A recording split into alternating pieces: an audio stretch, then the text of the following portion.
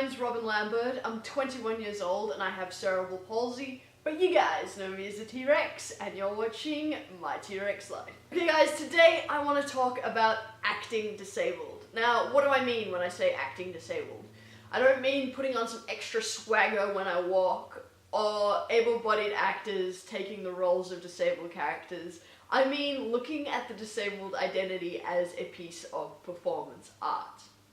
I mean, what is disability outside of impairment? What brings us together into a community? What creates culture other than the fact that we all have physical impairments or, we face a similar kind of discrimination?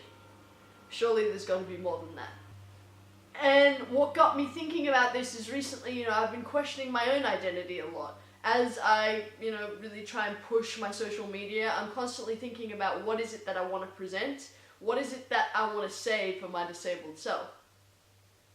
And also, I've had a lot of discussions recently within the disabled community, and I've noticed that there's certain similarities in the way that our disabilities influence our being and our personality.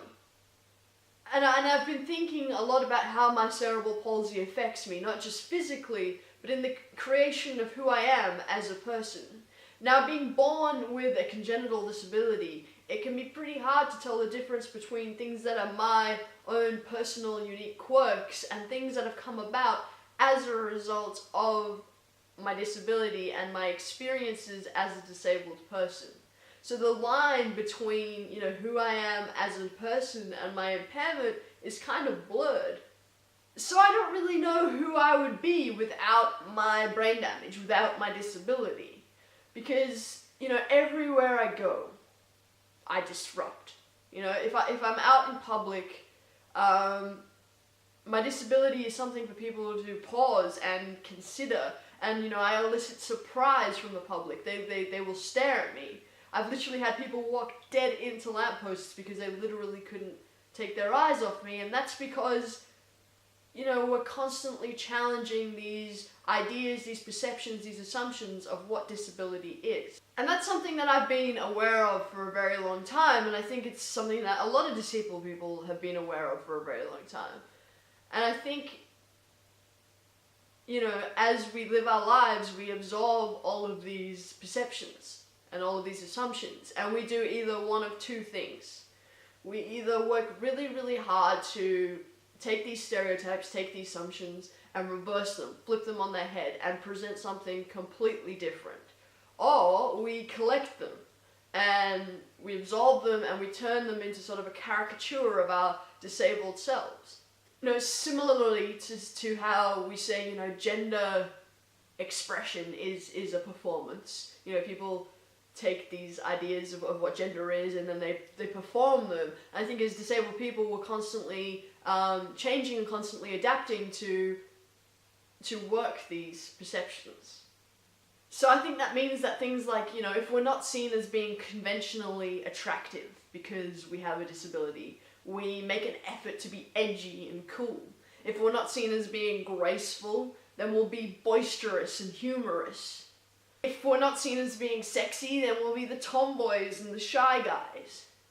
And if people are constantly going to be aware of us and they're going to stare at us, then we might as well put on a performance. I think bigger than this too is how we are disabled. Are we loud? Are we unapologetic? Are we bold? I think the more radical we are in our approach, often it can feel like the more right we have to take that label, to claim it, and for it to be something that we're proud of. Like I said, I think you absorb from these experiences, and you adapt and you change, and you work to either become something consumable or something completely different. I've noticed that my persona can change quite dramatically depending on the environment that I'm in and the company that I'm in. Turning myself into the disabled version of myself that's most desirable in that situation. Whether I'm with radical disability activists or whether I'm with people who are involved in say medicine or just my buddies and my friends or disabled people. The way that I present myself will be different.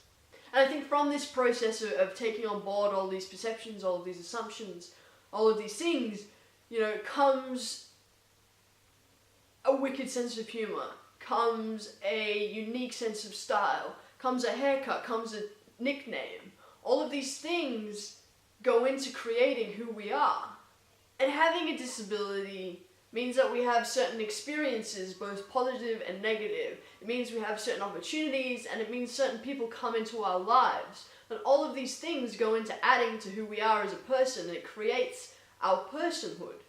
So I think that's why it makes it hard for some people to imagine their life without disability, and why they say they wouldn't take a cure for their disability. It's because, they don't know how much of themselves they would lose in that process. They don't know what the space that they occupy would then mean. I mean, for me, a lot of my life is very tied to my disability. I'm an elite para-athlete. I'm a creative whose work centers around the disabled experience. I have a lot of friends because of my disability. So if you were to take all of that away, all of a sudden, I'm not quite sure what I would be doing with my life. A lot of my self-expression originates in my CP swagger, in my asymmetry, in being different. And I've learned to exist outside of the box. So I'm not quite sure what would happen if I was put back in it.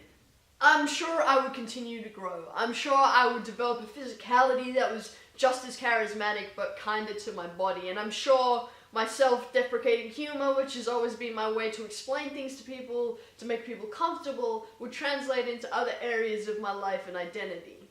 But I'm not sure how long this process would take, and I'm not sure, like I said, how much of myself I could possibly lose. I would hope that if my physical circumstances change, I wouldn't be completely erasing cerebral palsy. It would still be there with me. All of those experiences that I've had because of it would still be there with me. And I could take all of those things and,